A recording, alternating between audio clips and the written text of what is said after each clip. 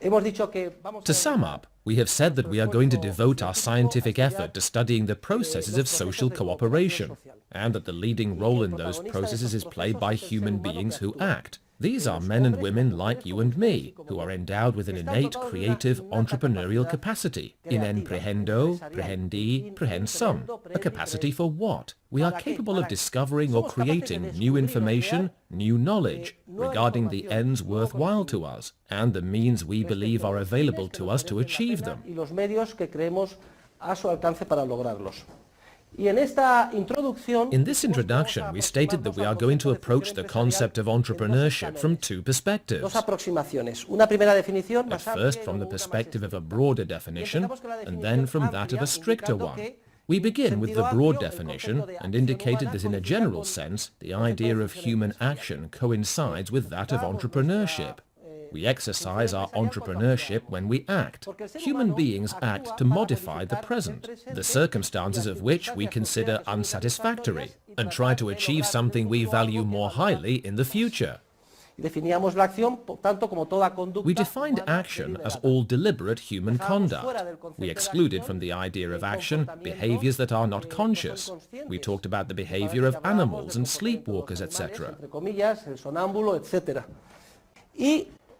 We considered how surprising it is that the idea of human action is identified here with that of entrepreneurship. From a young age, when we speak of an entrepreneur or an enterprise, we are referring to something much more mundane. A business firm, a company, a bank, a construction company. This is what enterprise meant to us. However, we saw that from ancient times, enterprise has carried the etymological meaning of action. The fourth meaning for empresa, enterprise, in the dictionary of the Spanish Royal Academy, an arduous and difficult action valiantly undertaken. We looked at the etymological origin of the term enterprise, in emprehendo, prehendi, prehensum, a Latin verb that means to discover, to create, to seize. So it refers to an action. We saw that in the Middle Ages, the term empresa was used to indicate valiant actions. We even read an excerpt from Don Quixote. Cervantes wrote that as Don Quixote was leaving his house, he suddenly realized that he should not yet have a device, empresa, upon his shield. Empresas were insignias that knights displayed to show they had committed themselves, under oath, to undertake a brave action, specifically to protect widows, fight knaves and scoundrels, and right wrongs. We saw that this etymological tradition has spread throughout Europe. In Portugal, an empreiteiro was and is a builder. In France, entrepreneurs were originally those in charge of building cathedrals. Also, we made a digression and discussed the evolutionary origin of languages, which are institutions that emerge and are alive because millions of human beings use them. We saw that English is the most dynamic language nowadays, and that a large part of its dynamism, flexibility and attraction derives from the fact that when an English speaker lacks a term, he or she has no qualms about borrowing a term from another language. Thus, in English, entrepreneur means the same as empresario in Spanish, and was taken straight from French. After this introduction, we moved on to the essential elements of the idea of human action. This is where we rolled up our sleeves and began to delve deeper into the sphere of economics. We introduced some concepts which provide the foundation for our entire discipline. The first concept, the first essential element of human action, is the concept of an end. The end is everything the actor intends to achieve with his or her action. Why? Well, because the actor attaches value to that end, and this is the second element of human action. Value is the more or less psychically intense appreciation that the actor assigns to his end. We all pursue ends because we attach value to them. They attract us like a magnet. We touched on how difficult it is to find adequate terms to describe such abstract realities. Nevertheless, we have an advantage. We are examining our own nature as human actors, and thus everyone knows firsthand what an end is and what value is, for we are constantly acting, and we know by experience what an end is. So, end and value. Human beings, when they discover or create, and we said that discover and create are synonyms that refer to the same thing from the standpoint of economics, when they discover a worthwhile end to which they attach value, they immediately seek out or create means available to them in order to accomplish that end. Means is the third essential element of the idea of human action, the concept of means. The means is like the bridge that connects us with the end we wish to achieve. To illustrate the importance of the concept of utility, I took a 10-euro bill and destroyed it in class. So, to a greater or lesser extent, everyone's blood ran cold. Am I right? What I was trying to achieve was precisely that. With that action, my end was to communicate an important idea to the students in such a way that they will never forget it. Means, I will take a 10-euro bill and rip it up in front of everyone. Note that ultimately, in physical terms, it was almost nothing. A piece of paper, a piece of cellulose with ink printed on it. But we all felt our blood run cold because we all needed those 10 euros. We all had in mind what we could have done with 10 euros. And the professor goes and rips up the bill. Maybe somebody picked up the pieces. What we did was to project the value we attached to any sort of end onto a specific means that would have allowed us to achieve that end. And I think that is precisely the message that was engraved in our minds and that we will never forget. And we said that means, by definition, must be scarce, which is the fifth essential element. What does this communicate? It communicates that the actor believes the means available to him or her are not sufficient to achieve all of the ends the actor is pursuing. Notice that the concept of scarcity, just like the concept of ends, means, value, and utility, is subjective, in the sense that it is the subject, the actor, the man or woman involved in an action in a specific concept, who creates, discovers, determines, the one who values or feels the need or urge to achieve an end. This is the person who discovers or creates the means and assigns utility to it. The concepts of value and utility cannot be objectively observed from the outside. An outside observer cannot decide what has value and what does not. He or she cannot simply pontificate like an academic or a public official or a bureaucrat. No, it is you, each and every one of you, when you act, when you perform your concrete actions, that creates the end, seeks out the means, and assigns value and utility to them. The same is true of the concept of scarcity. I gave the example that something that is very scarce in physical terms can be overabundant if no one desires it. I offered the example of a grain of sand from a hypothetical beach in Japan.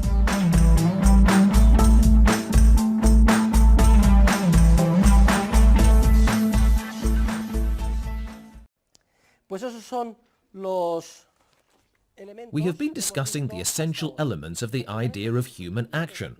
So far we have covered 5 of these essential elements, specifically ends, value, means, utility, and the concept of scarcity.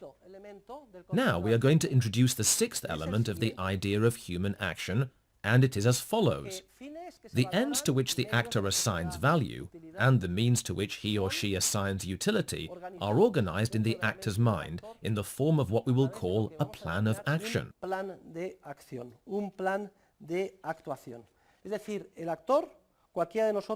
In other words, the actor, any one of us when we act, incorporates those ends and means into a plan of action. Now, that incorporation of ends and means does not have to be explicit, minutely detailed, or expressed in writing.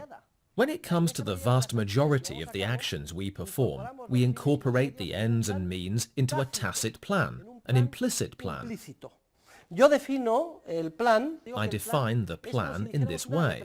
The plan is the perspective, that is, relating to the future, mental picture that the actor conjures up of the different stages, elements and circumstances which may have a bearing on his action.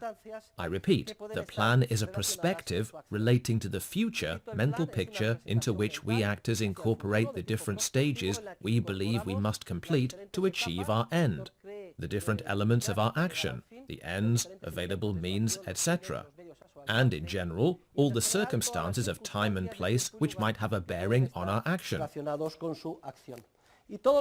All human beings, when we act, more or less explicitly, we plan our actions. Certainly, none of us is silly enough to think, I get up in the morning, though perhaps it is possible. What do I need to do? Have breakfast. Just a minute, I have to draw up my plan. I get a pencil and paper. What do I do? 1, I take off my pajamas. 2, I shower. 3, I go to the fridge. 4, I look for, come on. We are used to thinking of such things tacitly, virtually automatically. Our prospective mental picture of the different stages emerges almost immediately, and we know what we have to do. Only very substantial, complex, new actions, or ones we are not very familiar with, require us to sit down and draw up a formal, explicit plan. However, we almost never do so, because we are used to creating a mental picture of our plans in a tacit way, in most cases. Nevertheless, I am going to tell you about a custom I have.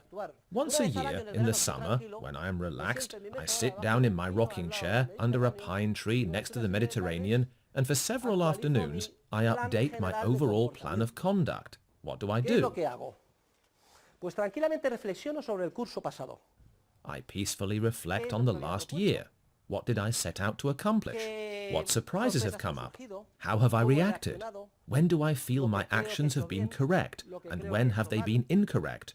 In all areas of life, in my profession, in my family, in academic life. Then I try to draw lessons from my experiences, and I try to visualize my goals for the upcoming year.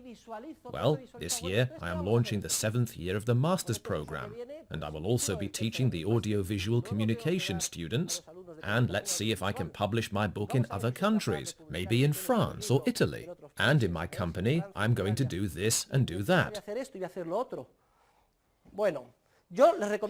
I recommend you try this, but few of us do, and whether we do or not has to do with our nature, how organized or spontaneous we are. However, beyond this, the vast majority of my actions are carried out based on tacit, prospective plans. I perform them out of habit or custom, more automatically, more implicitly. This is important because there is a debate over who should be planning, either the actor, who is on site and wishes to pursue his ends, or someone else for him, Papa State, for instance. We will see that central planning, imposed from above via the coercive power of the state, blocks precisely the creative planning capacities of ordinary human beings. I will not give you scientific conclusions ahead of time, which we will arrive at in due course, but we will study the theorem of the impossibility of socialism. That is, why it is impossible to organize the social process comprised of millions of human beings, each of whom boldly desires to seek out his or her ends and means in order to achieve them in the context of his or her own small-scale plans, in specific circumstances of time and place. We will study the impossibility of planning this process from above by means of the power of the state.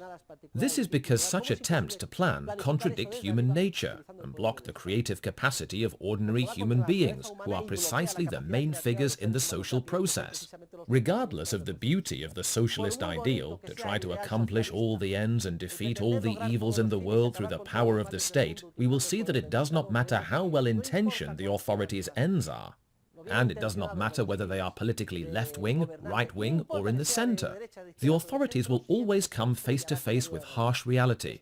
It is impossible to centrally plan the extremely complex process of social cooperation, which is embodied in the market, in which the leading roles are played by all ordinary human beings.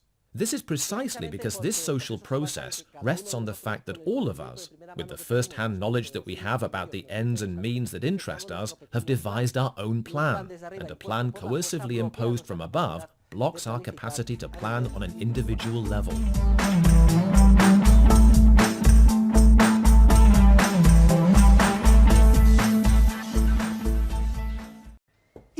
Now then, we have covered the end with its value and the means with its utility. We have seen that means are scarce. We have discussed the plan, which we develop more or less tacitly. But something is still missing. It is no use to say, I have discovered an end which I value highly. I really like this girl a lot, so I need a means to win her over. So maybe I will ask her to a disco, etc. The means is scarce because I am short on cash.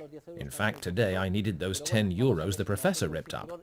But let's see if I can tighten my belt and buy her a drink. End, winning the heart of the woman of my life. An end I value tremendously. Means, asking her out to a disco or for a drink. And that is why I attach utility to the 10 euro bill, which for me is scarce. This brings us to the plan. I am going to make a plan. I am going to approach her and see if she likes me and is interested in me. I could wear some cologne, for instance. Any little strategy. So, that is the plan. However, it is of no use for me to do all of this if, in the moment of truth, when the lady comes in, I stand paralyzed and do nothing. There must be an act of will. That is, we must move. We must set ourselves in motion in pursuit of the end we wish to achieve. The act of will is essential. Notice that we are dissecting elements that appear to be separate, but in action they all occur together, automatically. I like this girl. I am going to win her affections. I make the plan immediately. This is the moment. And boom, I start to talk to her. I have set myself in motion. But an act of will is necessary. How many actions are frustrated because, though they may be well planned, in the end we do nothing. We stand paralyzed. We do not do a thing. So, we have discussed ends, value, means, utility, scarcity, plans of action, and acts of will. 7 elements.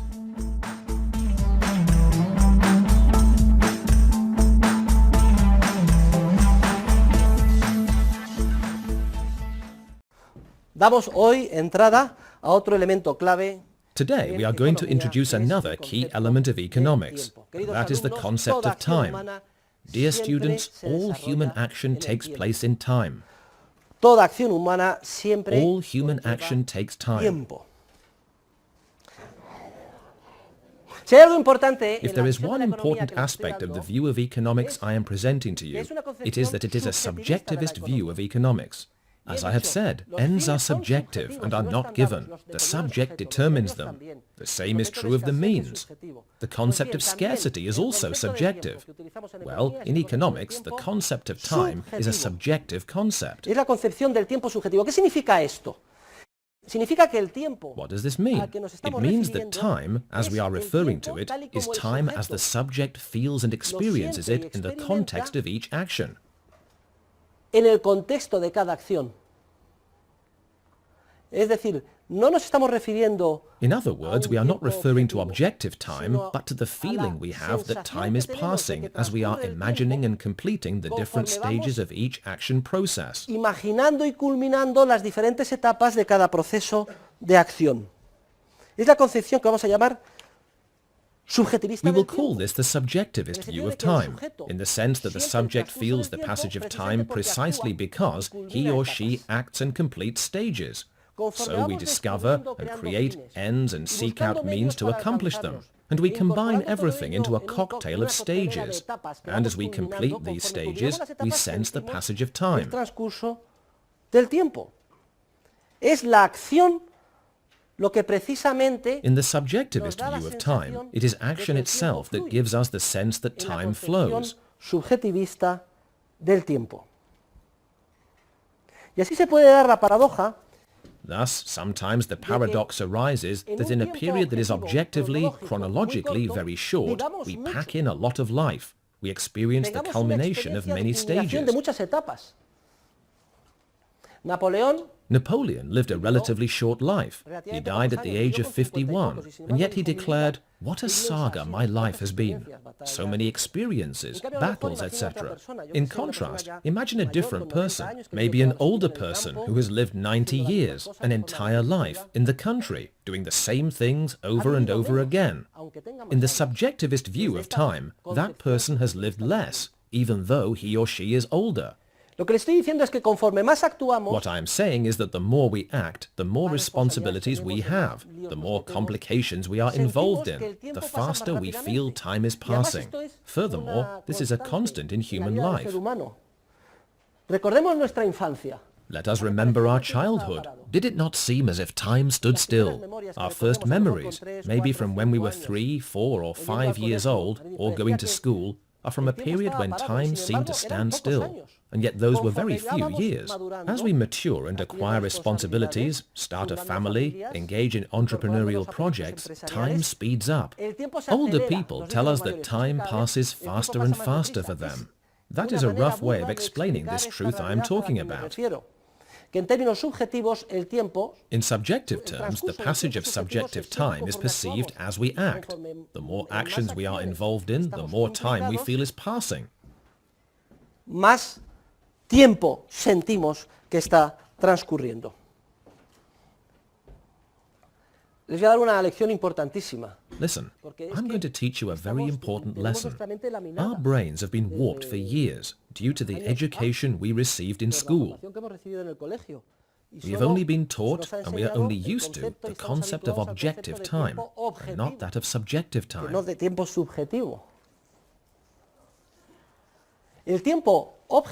Objective time is also known as chronological time, chronos.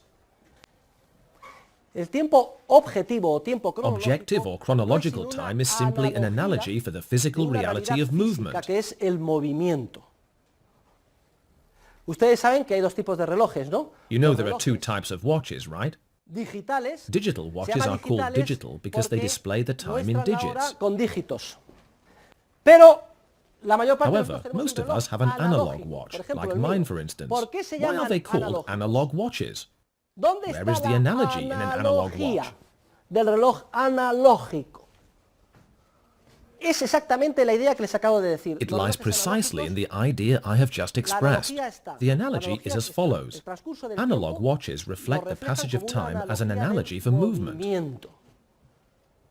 For example, we could conceive of an analog watch that could be represented as a ruler. So we could draw a ruler, and there would be a cursor here. Every 5 minutes, the cursor would move, and at the end of an hour, the cursor would be here.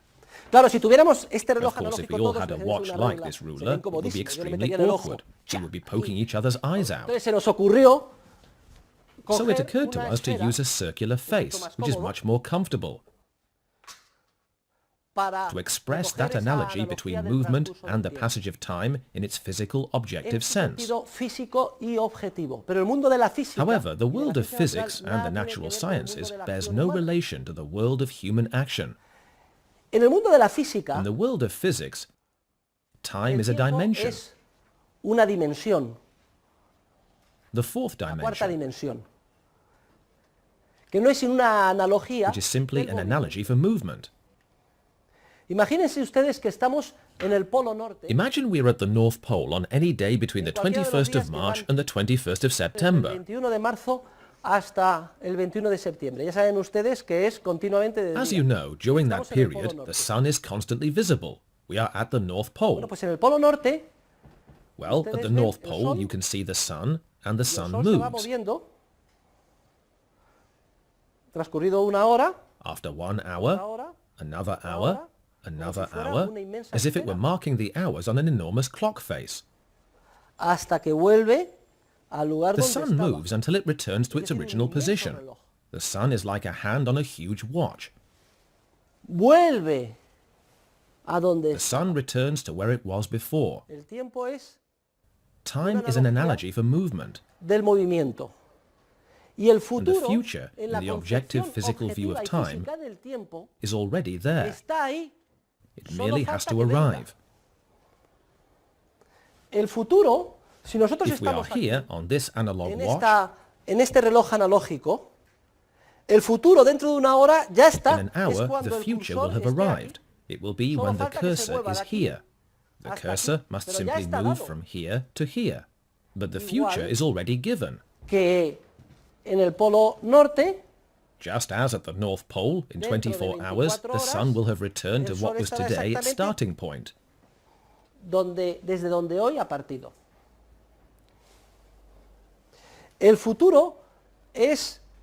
The future is an extension of the present in terms of physical movement, and in a sense the future is already given. It is there. It merely has to arrive at today. Que llegue a hoy. Es por tanto un porvenir. Therefore, the future is to come. To come means to move toward one. The future is to come.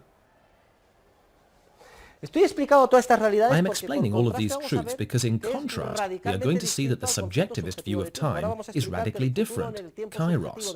We are going to see that the future in the subjective time of human action is not to come, it is to be made. But let us not get ahead of ourselves. Let us just take note of the contrast between to come and to be made. For now, we will stay in the world of the objective chronos of physicists and the natural sciences, which bears no relation to the world of economics and human action, in which the leading roles are played by human beings. Actually, rather than to come, we could say the future is to return, at least from the perspective of Einstein's physics.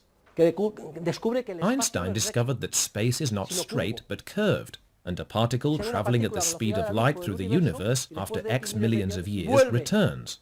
The future is to return. And in fact, this is very well illustrated by the enormous astronomical clock provided by the sun at the North Pole, or at the South Pole, between the 21st of September and the 21st of March. If we pick up an almanac, we can predict the time of the sunrise to within fractions of a second. That future is given because the sun will rise tomorrow at the predicted time.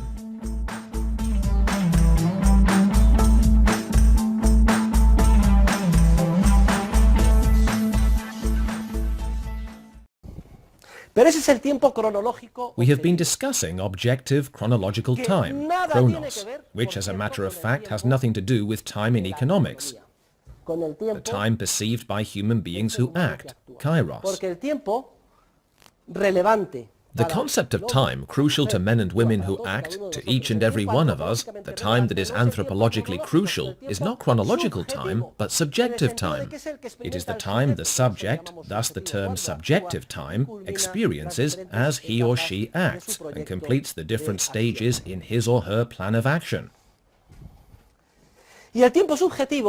Subjective time is radically different from objective time. Subjective time is the experience a human being has when he discovers an end that is worthwhile to him, seeks out means to achieve it, gets down to work, and embarks on an action to complete the stages he deems necessary to achieve that end. As he works through the stages, he feels the passage of time. When human beings act, they do not think of time in terms of specific hours, days and years. No. Instead, they think, I started school, I passed the school year, I got through adolescence with more or less trouble, I enrolled at the university as a young adult, I looked for a girlfriend, I got married, I had children, the first, the second, the third, you see, completing stages. I started my company, the first one failed. The second one also went under, but the third one was successful. I consolidated my earnings, saved and retired. These are life stages that take the shape of actions which we carry out as we progress through life. With respect to subjective time, it is very important to understand that, contrary to what happens in physics and the natural sciences, the future is not there yet. It is not given, nor is it to come. Instead, the actor must build the future, piece by piece. The future is not to come. The future is to be made. And how do we make the future? By imagining it in the form of expectations, another essential economic concept.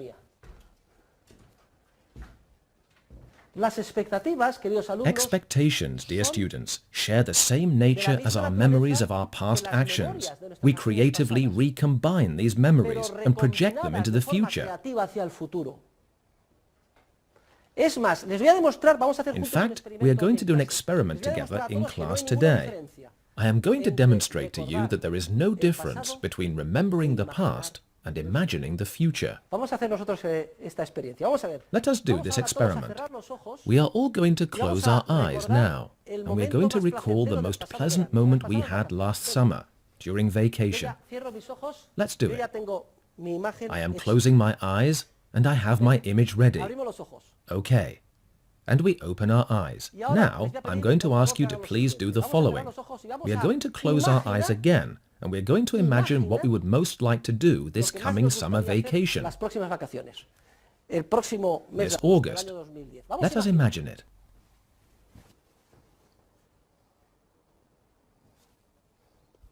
Hecho. Done.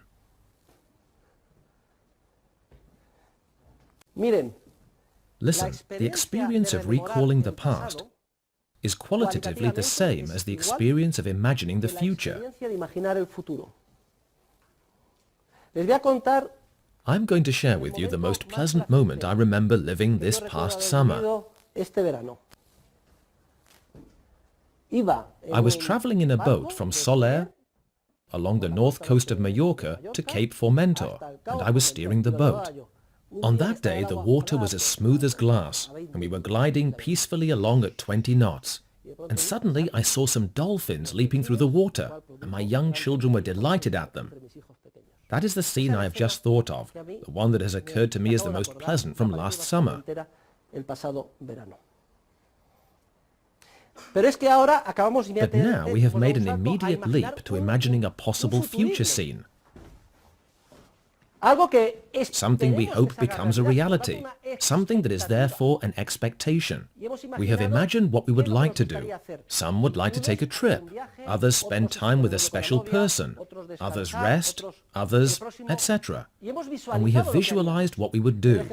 This is a very interesting exercise because whenever we act entrepreneurially, we visualize a future end.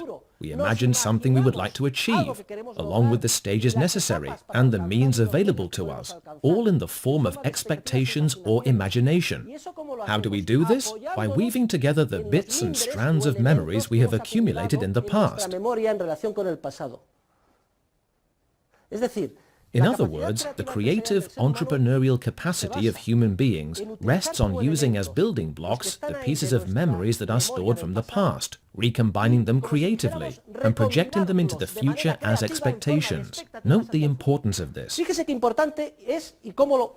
Y lo voy a volver a repetir por la importancia I'm que going tiene. to repeat it. Recombinamos We creatively de manera creativa recombine the elements of our memories of the past. que están reflejados en nuestra memoria del pasado, los recombinamos de manera We creativa recombine them creatively, and they become expectations or imagination of future actions. sobre acciones futuras. En eso consiste la creatividad del ser humano. Y unos tendrán una creatividad empresarial y otros otra. The entrepreneurial creativity of different people is different, both qualitatively and quantitatively. In the same memory strands, people see different things.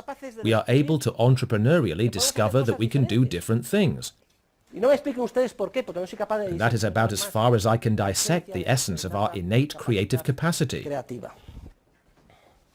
Luego el futuro In short, the future is not determined. It is not there yet, just waiting to arrive, like in the world of the natural sciences.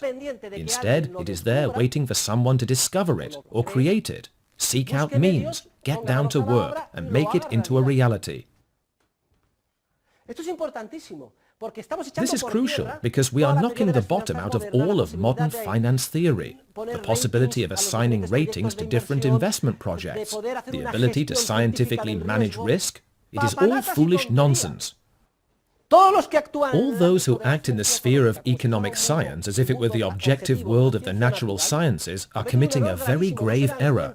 They are failing to see the huge gulf that separates the creative, entrepreneurial nature of human beings from the world of natural sciences. The natural sciences are full of constants, proofs, and data, while the entrepreneurial world of human action is a world in which the events of tomorrow can never be known today, because they depend on entrepreneurial knowledge that has not yet been created. The future is not to come, but rather to be made. We cannot say, okay, a team of ministry economists are going to predict what will happen. Every time I hear or read something like, the International Monetary Fund has declared that next year Europe will grow 1.5% except Spain, which will grow 0.4%, and all the countries will recover except 2 or 3, this one will take 3 years, this one 2, and this one 1. All of that is a lie. It is impossible to predict such events. These economists are mistakenly treating economics as if it were a natural science. They are saying, whatever human beings do, the cursor will be there next year.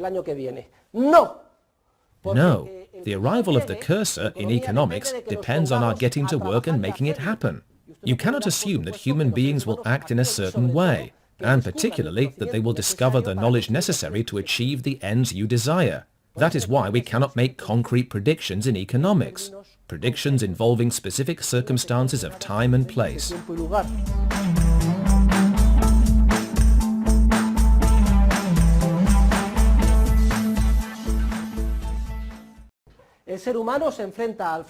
In the sphere of economics and action, human beings face the future with permanent uncertainty. There is no such thing as risk. There is permanent uncertainty. Now, let us take a closer look at this concept. Why is this so? Because what happens tomorrow will depend on our behavior as entrepreneurs. It will depend on the ideas or knowledge or imagination of each and every one of us, millions of human beings, and on what we are able to discover, create, and complete. In this sense, in the sphere of economics and human action, the future is open to all of our creative possibilities. And we are not aware of the possible alternatives, so we cannot apply any decision theory. I remember when I got to Stanford, the top decision theorists were there. They would say, entrepreneurial problem, let's make a decision tree. The possible options are this, this, this, and this. If I choose this one, these other alternatives may arise, and then these. And the probability weights are these, and these. Calculate the optimal decision, and we all put this data into our computers, and then optimal course of action. Wonderful! And the analysts at the Pentagon and everyone else would think, the optimal decision has been found. With this, we can avoid a world war. Win the war in Vietnam and solve? No. With this approach, people just end up beating their head against a wall because they think they know something, and they know nothing, because we do not know, nor can anyone know the possible alternatives, for they depend on the creative capacity of human beings. Until the alternatives are entrepreneurially discovered, they do not exist. It is as if back in 1850 we had said, all right, how are we going to solve the problem of weekend breaks in Hawaii in the future? If you had asked that in 1850, people would have said, he's out of his mind, he's crazy, what's he talking about? What are weekend breaks? And in Hawaii, we can't even get there. The airplane had not been invented yet. The standard of living was not high enough for people to afford vacations. Can you imagine the decision trees they would have made back in 1850? An infinite number of options had not even been discovered yet. Well, today it is just as ridiculous for us to insist on making decisions and issuing forecasts about what is going to happen even next year, let alone 50 years from now, for we have not yet created the possible alternatives. The future is permanently uncertain.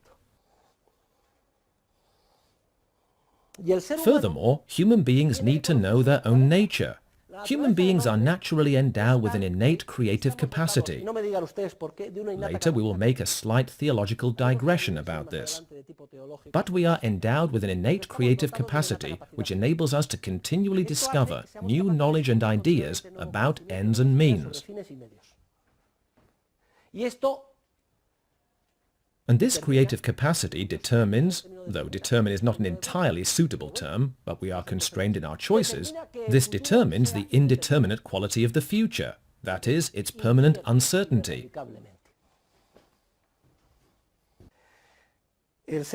We human beings rebel against our own creative nature. Uncertainty makes us dizzy.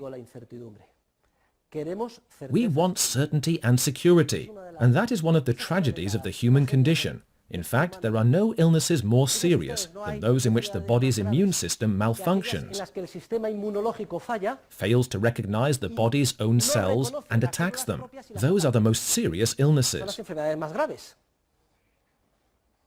Our own body attacks its own organs because it mistakes them as foreign invaders. It rebels against itself. Well, in the spiritual realm and the realm of action, which I'm explaining here, this rebellion is the constant threat to man. We rebel against our own creative, entrepreneurial nature. It is our very nature which makes the future uncertain. And we rebel because the uncertainty of the future makes us dizzy. We demand security, certainty. We want to know what is going to happen. Much of the social crisis of our time stems from this rebellion against our own creative nature. Si no, ¿por qué en ustedes If not, why do you think millions of people caen en la fall into trampa the trap of expecting the authorities to solve all their problems, from the day they're born till the que day los they die, gobernantes les solucionen su vida, desde que nacen hasta que mueren? Como si tal as if such a thing were possible, when indeed it is not? We demand, we want certainty. We ask for a crystal ball. Millions of people read the horoscopes every day. Cogemos el horóscopo, We look up our horoscope. Why not? Now that we are demanding things, people demand certainty, and the market supplies it in the horoscope section. Let's see. Capricorn. You consult your stars and read that you are going to have lots of power, success in love, must be careful with money. People read this and then go on with their day either relieved or uneasy. What a bunch of nonsense. But there is a demand for it, and there it is. Why do people read horoscopes? Because we need security. And that need very frequently keeps us in a state of indefinite immaturity. We do not accept responsibility for ourselves. We do not grow up. We want somebody else to solve all our problems. We want other people to take the responsibility. We want to blame our misfortunes on somebody else. mal a otra tercera persona. Anything but admit that what happens to us depends mainly on us and our own actions. No. Instead, the explanation will be, they didn't give me a big enough subsidy. I need more help. I need more support. I became addicted to drugs because of other people's actions and not my own. I had to steal the car. I can rape this girl because I like her and I can do whatever I want, etc.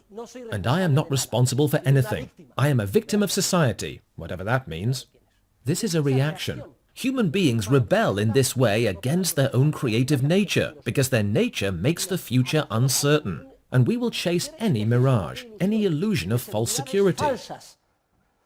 Es como querer meter la cabeza It is as if we wanted to stick our head in the sand like an ostrich, to hide from our problems. cuando las avestruces esconden.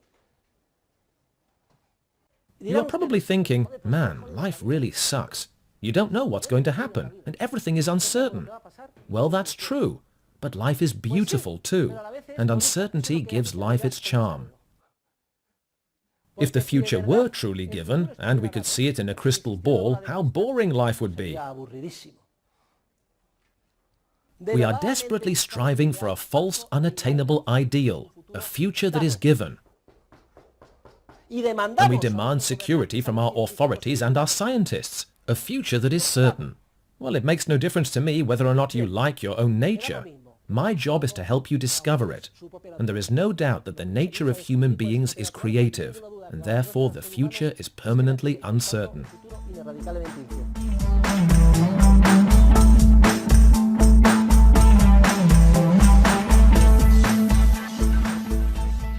Tenemos dos instrumentos, We have two tools, dos muletas, two sources of support and strength to help us face the inevitably and permanently uncertain nature of the future.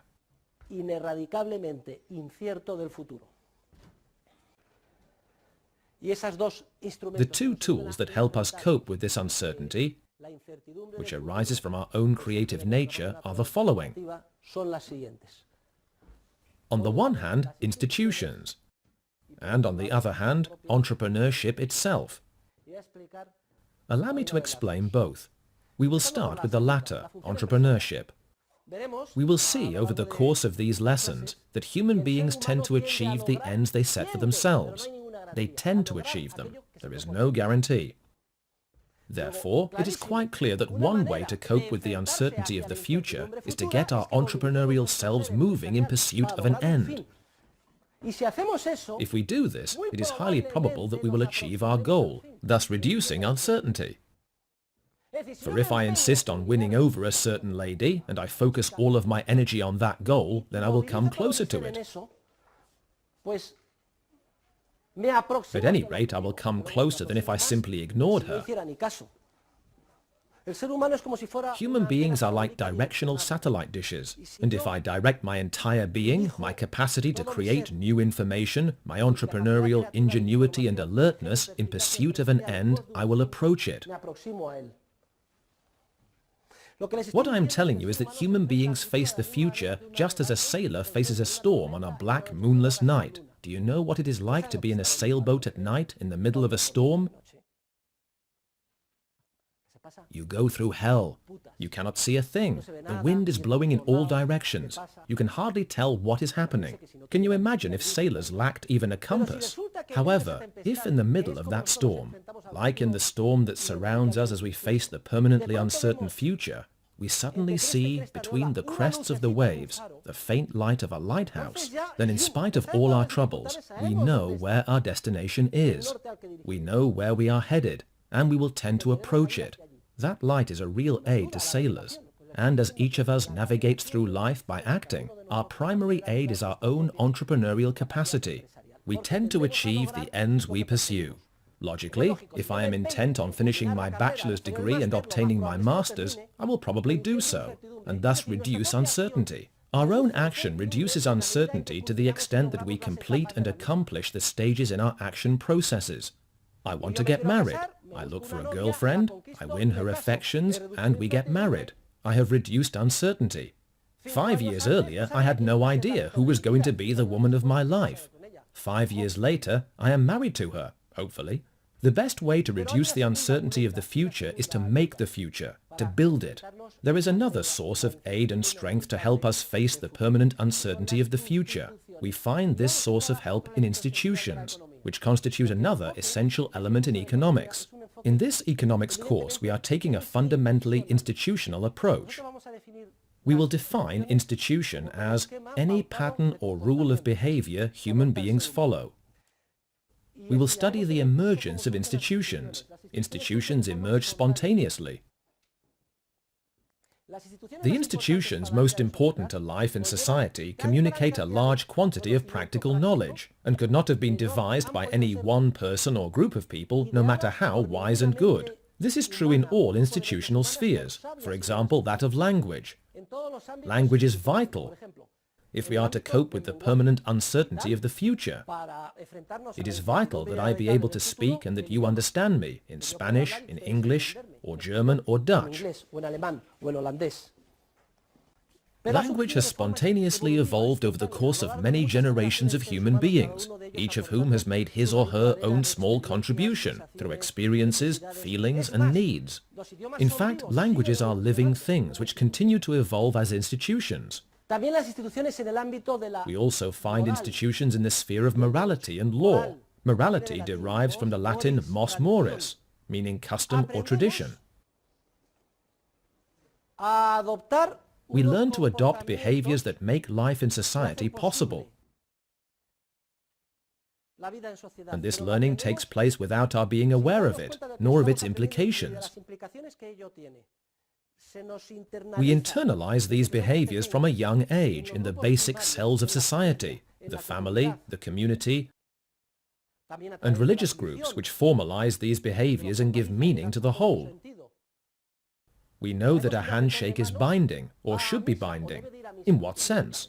In the sense that we must fulfill the promise or contract. In any case, such behaviors have been refined in an evolutionary manner and have taken the shape of legal guidelines, and hence we know what is right and wrong in the sphere of law and morality. And this reduces future uncertainty to a certain extent. For example, I marry someone, marriage for life. Uncertainty is thus reduced, both for him and for her. or at least it has been so until now, because these days, with quick and easy divorce, this is for life, assuming we're still in love, of course. Because if love fades, it will obviously make no sense for us to stay married, and we'll just separate. So, while before, uncertainty had been substantially reduced, now it skyrockets. What are the ramifications of this? We will be discussing them. I am concentrating on this topic now in my research on dynamic efficiency and the role of private morality in the sphere of the family, etc., increasing or decreasing uncertainty. The topic has enormous implications in terms of dynamic inefficiency. We will talk more about it in the future. So in theory, when a person gets married, well, these days there is the silly notion of marrying for love. Please, don't any of you marry for love. What a ridiculous notion. That is where the trap lies. I'm marrying because I'm in love. And when love fades, what then? People should not marry for love. Instead, they should fall in love with the person they have decided to marry or should marry. People have got it all backwards. You must not accuse me of being unromantic. No, no. We will talk about this at different times in the course. Do not be so foolish as to marry for love. Love is not the reason to get married. In any case, it is the icing on the cake, the seasoning. This is because, among other reasons, love fades. At least the passionate infatuation of youth. Love changes shape. Imagine a man who marries because he is in love, and then after 2, 3, 4 or 5 years, he is saying, "Hey, I love you a lot. You're the mother of my children, but obviously young women are very attractive. It's not my fault. You have to understand. I have a right to start life over again." We all read hello. So what is the natural thing? He kicks her out of his life. "I'll see you around." There is a quick divorce, and off he goes with a young woman. So, what is happening here? Where before there was a reduction in uncertainty thanks to the institution of lifelong marriage, now there is a dramatic increase in uncertainty. And we see that human beings, who are weaker without that support, are thwarted in many of their actions. And the result is systemic dynamic inefficiency throughout the entire social process. I am explaining to you the most abstract truths of economic and social theory, in small doses and from the beginning, but we will gradually spell them out throughout the course. There is another approach. I could say, I will never be sure marriage will work out. For what I am telling you about marriage is also valid for a business enterprise. But what if she is a woman of principle, a very religious woman, who believes she will go to hell for all eternity if she leaves, and the man believes the same of himself? Then the worries tend to dissipate. They can both be more confident about taking a leap of faith because the level of uncertainty drops. We will see that societies in which people have strong principles and reduce uncertainty are societies that prosper because they are dynamically efficient, while societies which thwart or destroy their intentions, the second source of support that enables us to face the permanent uncertainty of the future, are societies which disintegrate. They are dynamically inefficient societies. I am speaking strictly in terms of economic theory and the scientific analysis of the processes of social cooperation. I am not speaking in religious terms. I would like you to see how patterned behaviors, whether in the sphere of language, or of law, or of morality, or of economics, money is the quintessential social institution. You might ask, "Professor, how can money be the quintessential social institution? Shouldn't it be morality, or law, or language?" No, it is money. Money comes first. It makes possible an exponential increase in exchanges between people, and these exchanges give rise to everything else. The rest of the institutions evolve, and that will be all until Christmas.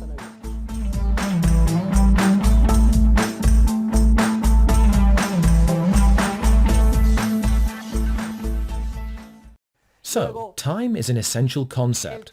All human action takes place in time. However, those words are a little misleading. They give the impression that time is external, and I go inside it when I act. No, time is what I feel when I act. Without action, there is no time. I remember a movie I saw as a child many years ago, and it was called Johnny Got His Gun. It was about a man who goes to war and loses everything. He is blind and deaf. He has lost his limbs. All is dark, and so he cannot act, except in his thoughts. Time stops for him, because he no longer acts. The subjective concept of time. In the subjective concept of time, expectations or imagination of future actions plays an essential role. How do human beings form expectations? By creatively recombining and using as raw material the bits of past memories already in our minds. By the way, memories of the past are not objective. Just as our expectation or imagination of the future is like memories projected into the future in a creative way that had not been conceived of before, when we did the exercise of remembering the past, we remembered it subjectively. 5 of us could have been together in the same place at the same time last summer, and we would remember it 5 radically different ways, or with different nuances. We have seen, and more importantly, we have felt and stored the experience in our own way. It is as if our own subjective view of the past had fused with our creative way of envisioning the future.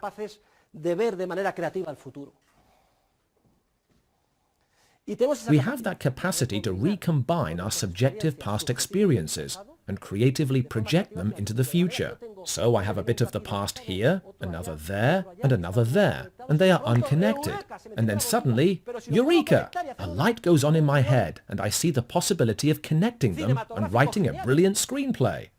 An act of entrepreneurial creativity in the audio-visual field. Or a new operating system, Windows, or 2 guys in a garage who say, everybody's making big mainframes. How absurd.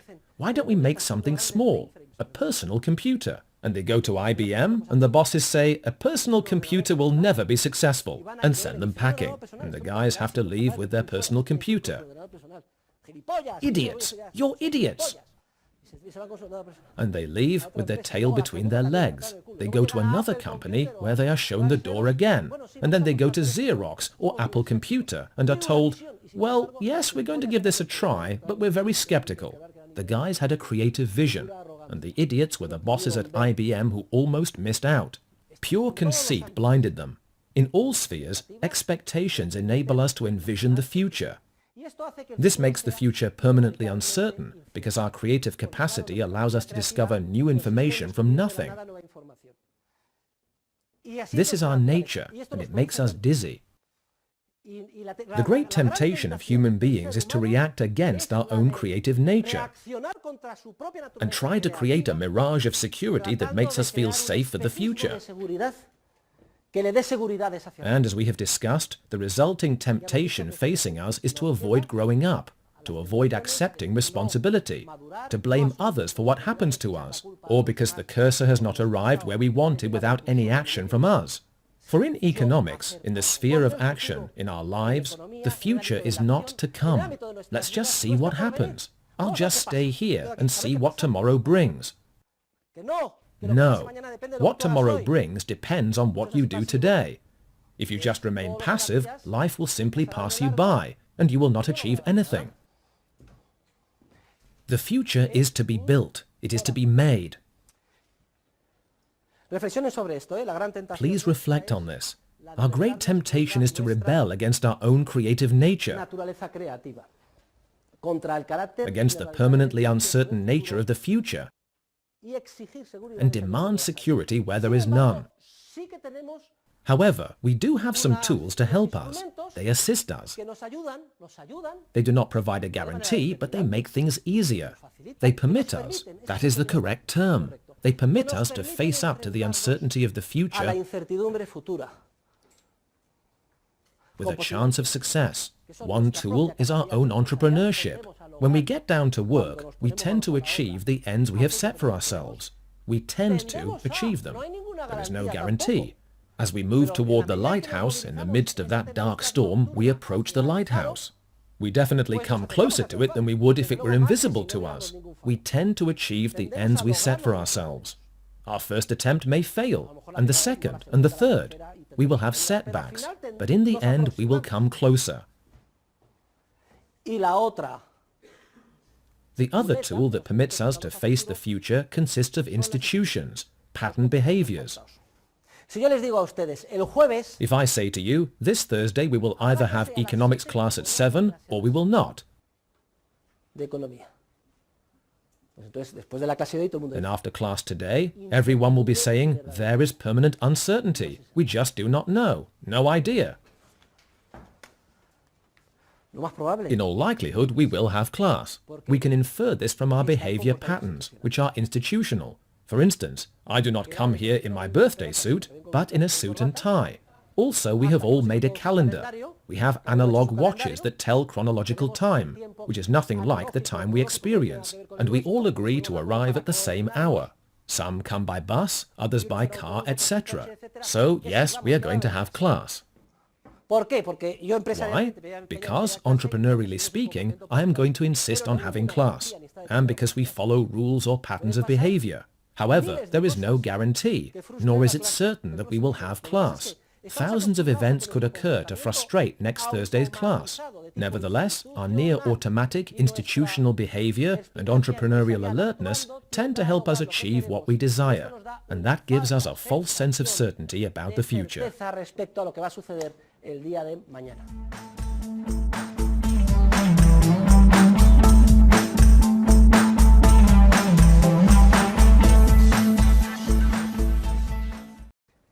En economía no se puede utilizar... In economics, we cannot use probability calculations, nor Bayes' theorem.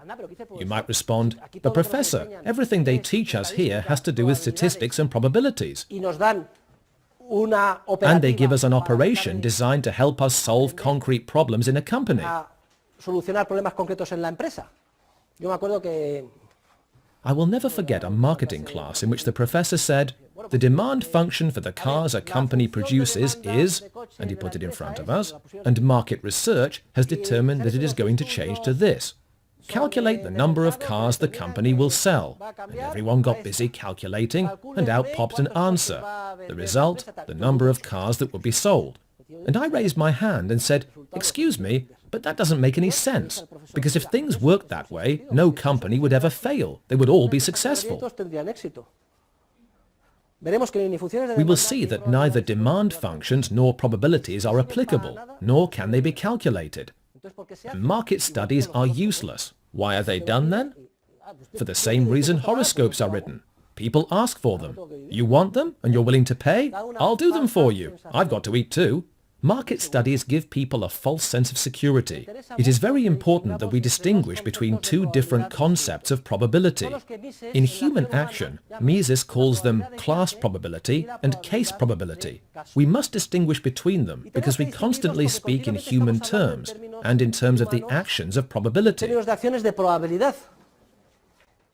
world of the natural sciences, the applicable concept is that of class probability. What does class probability mean? It means we know the behavior of a set of phenomena, a set of elements, but not the isolated behavior of each element in the set. For example, we know that 3 people out of every 1,000 who are 40 years of age will die next year. If you take a set of 1,000 people who are 40 years old, you know that 3 will die. But you do not know the exact first and last name of the unfortunate ones.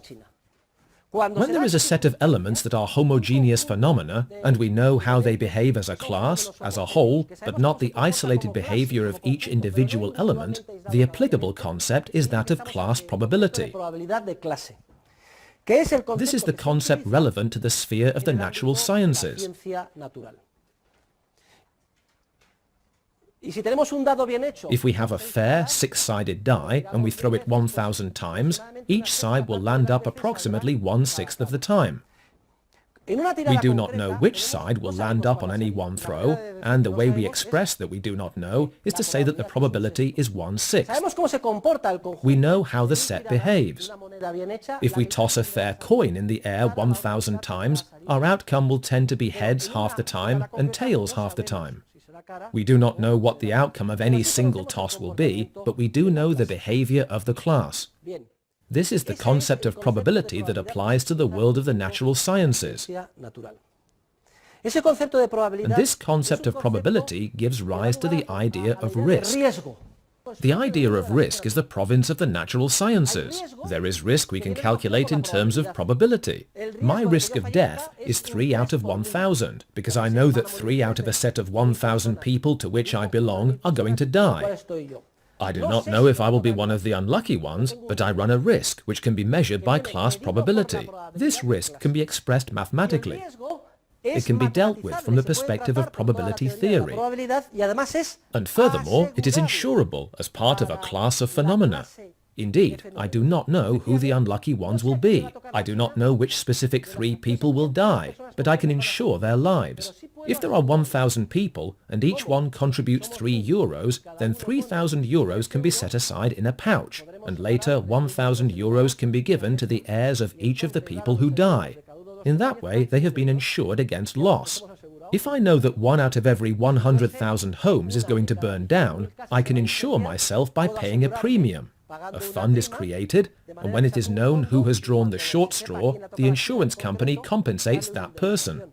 The risk is insurable as part of a class of homogeneous phenomena. The concept of probability is applied to a situation of risk, which means we know the behavior of the class, but not that of its individual members. The concept of class probability is an essential object of research in the sphere of the natural sciences. There are different ways of approaching it. There is a logical concept, the number of favorable cases divided by the number of possible cases. For example, heads or tails, 1/2, 50%, or one side of a die, 1/6, or 3 deaths out of every 1,000 people, 3 divided by 1,000 in a mortality table. This is the logical concept of probability, or the frequency concept. I toss the coin 1,000 times, and if it is a fair coin, the outcome will tend to be something like 498 and 502, heads or tails. And the more times I toss the coin, the closer the 2 numbers will come to each other. It is essential that the elements be homogeneous, that is, that they be entirely interchangeable. This is the concept of probability in the world of the natural sciences.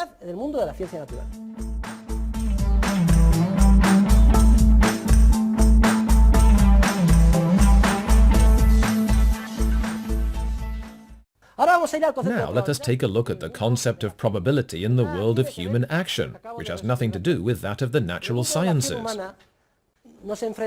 In the world of human action, we face unique events which are historically unrepeatable. Mises calls them unique events, or single events. They are historically unrepeatable. There are no classes of homogeneous phenomena. I repeat, there is only a unique, historically unrepeatable event. Some of the factors which affect the event are known, and they can bring about a certain result. Others are not known. In fact, those factors are not external, but rather they depend on how we act. In the world of human action, the applicable concept is that of case probability. There is no class. There is only a single historical event which will never occur again in exactly the same form. We know some of the factors, and these may suggest a certain outcome, but we do not know all of them. Further, the outcome will depend on our own actions. For instance, it is no use to say 50% of marriages end after 3 years, so I get married and think, well, there's a 50% chance that 3 years from now I'll be divorced. No. A marriage between John and Mary is a historically unrepeatable event. It is not a homogeneous phenomenon. Now, if I am a close friend of both John and Mary, I might say, it'll never last, I'm not even going to the wedding. Or the opposite. I might say, yes, I feel I know them. They are mature people. They have dated and gotten to know each other. They make a great couple and complement each other well.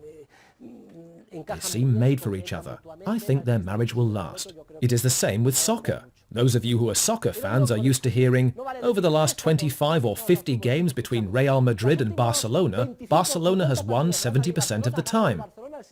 Do you think that gives you any information about what is going to happen in the very next game? It provides no information at all. Pero el partido que va a empezar es un evento único, históricamente. The game that is about to begin is a unique, historically unrepeatable event. Tiene un entrenador, le han dado tal prima, y la verdad I may think Real Madrid have just signed so-and-so, and they've got a great coach, and they've given him such and such a bonus, and these days Barca are looking a little weak. I think Real Madrid are going to win. And particularly, if you are a member of the team, you are going to do all you can to win. This is another essential part of the concept of case probability.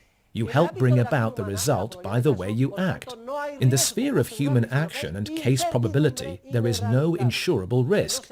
Instead, there is ineradicable uncertainty, which is not insurable.